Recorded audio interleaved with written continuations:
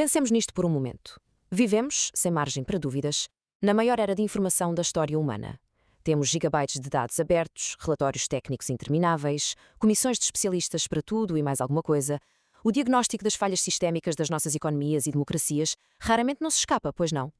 A falha está lá, identificada. Mas, incrivelmente, saber o que está errado quase nunca se traduz em corrigir esse mesmo erro. É um paradoxo autêntico. E isto leva-nos ao enigma central desta nossa análise. Por que motivo um sistema que sabe perfeitamente o que está mal simplesmente não o corrige? Imaginem casos concretos do nosso dia-a-dia. Uma crise crónica na habitação, onde os jovens não conseguem comprar casa, serviços públicos que se degradam ano após ano à vista de todos, ou até a estagnação salarial. Nada disto é um mistério. Ninguém é apanhado de surpresa a ler as notícias de manhã. O problema já não é de todo a falta de um diagnóstico. O verdadeiro quebra-cabeças é tentar compreender o que bloqueia a ação, o que faz com que falhas repetidas se perpetuem década após década.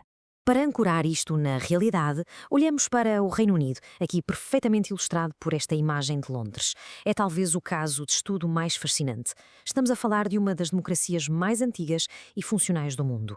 Tem uma imprensa totalmente livre, universidades que estão no topo dos rankings globais, uma sociedade civil que debate os seus problemas com uma clareza invejável. E, no entanto, a Grã-Bretanha permanece estruturalmente paralisada. Todo aquele incrível aparato institucional sabe o que está mal, mas revela-se incapaz de consertar aquilo que já diagnosticou à exaustão. Como é que isto é possível? Ora, a resposta começa a desenhar-se quando olhamos para a assimetria na mobilização social.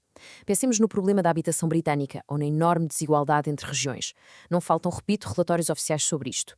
O bloqueio é puramente estrutural. Por um lado, temos um grupo muito pequeno que retira benefícios gigantescos do estado atual das coisas e, claro, protege esse capital com unhas e dentes.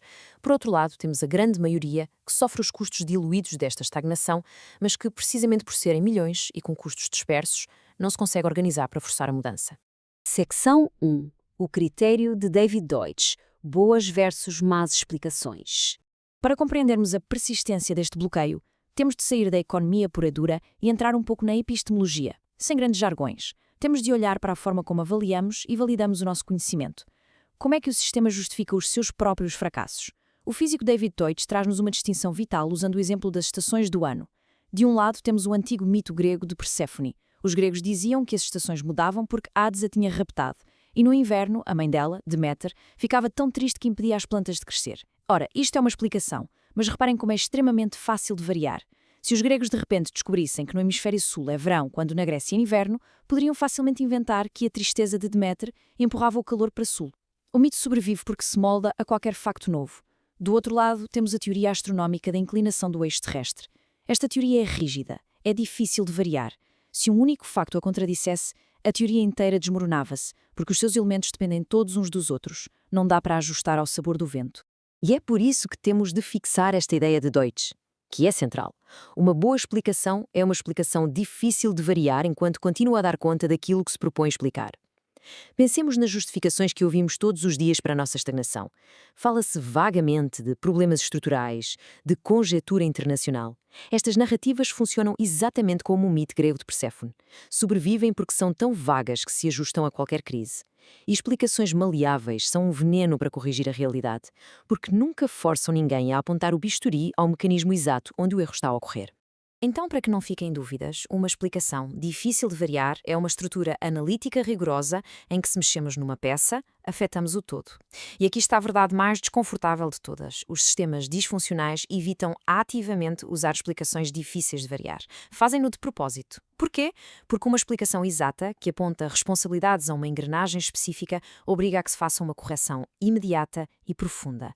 E isso vai perturbar quem beneficia da inércia. É infinitivamente mais confortável e mais seguro adotar aquelas narrativas que justificam tudo, mas não resolvem absolutamente nada. Secção 2. O quadro analítico, PDT, Popper, Deutsch e Taleb. Perante isto, como podemos construir uma explicação genuinamente difícil de variar para esta inércia crónica? É aqui que entra uma proposta muito interessante do economista António Francisco, o chamado quadro analítico PDT.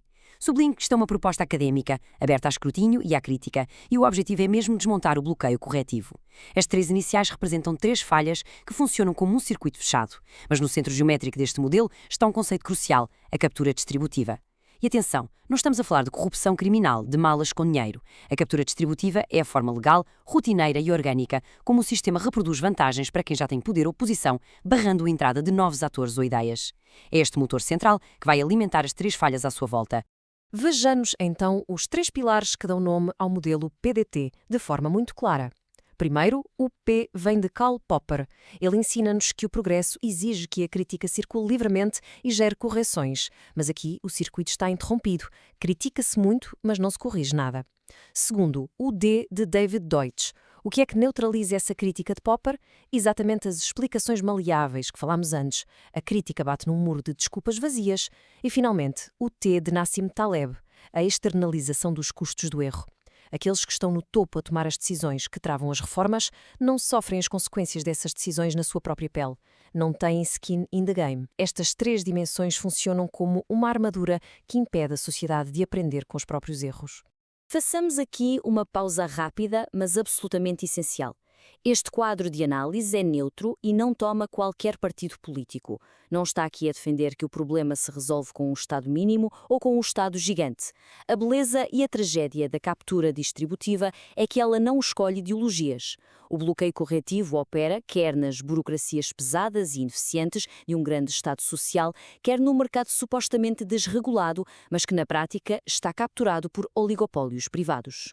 O fenómeno de paralisia sistémica transcende por completo qualquer trincheira partidária.